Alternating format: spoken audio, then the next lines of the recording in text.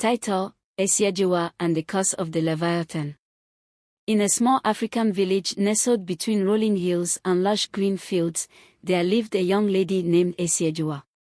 Her beauty in a small African village nestled between as unmatched, her radiant skin glowing like the morning sun. Despite her splendor, Asieduwaa's life was far from perfect. She belonged to a low-income family, scraping by with just enough to survive. Her parents, neither of whom had risen above their struggles, often spoke of their misfortunes. She had 3 sisters, all as lovely and hardworking as she, but their lives were shadowed by a sinister family curse.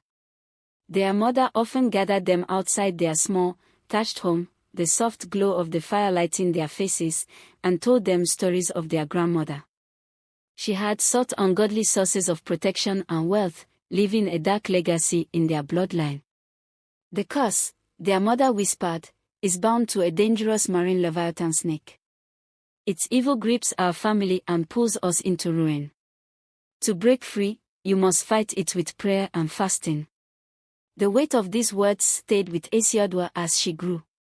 She saw the struggle in her family's eyes and vowed to end the curse that had plagued them for generations. One fateful day, she made a bold decision. She would embark on a 40-day fast in the wilderness, seeking divine intervention to destroy the Leviathan once and for all. Asieudwaa's journey into the wilderness was arduous. The sun beat down mercilessly during the day, and the nights were cold and eerie. But she remained steadfast, clothed in simple garments and armed with unwavering faith. She prayed fervently under the canopy of stars, her voice echoing in the silence of the wilderness. Her sisters secretly cheered her on, their hope tied to her courage. On the 40th night, as the moon bathed the wilderness in silver light, the air grew still. A chill ran down Asieudwaa's spine as the ground began to tremble. From the shadows emerged the Leviathan, a monstrous, serpent-like creature with glistening scales that shimmered like black pearls. Its eyes burned with malevolence, and its hiss was like thunder. Asieudwaa stood her ground, her heart racing but her resolve unshaken. The snake lunged toward her, its fangs bared, ready to strike. Just as it seemed she would be overcome, a miraculous transformation occurred. A golden light enveloped her, and she found herself clad in radiant golden armor. Her braided hair flowed like a crown, and in her hands appeared a gleaming sword. With a cry of defiance, Asieduwaa charged at the Leviathan.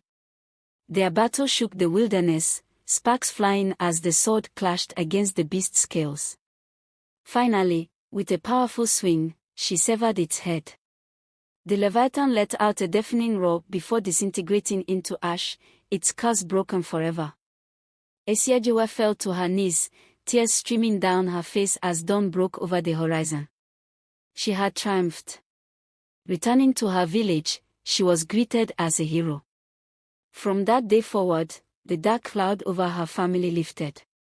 Prosperity and joy flowed into their lives, and the story of Asieduwaa's bravery was told for generations.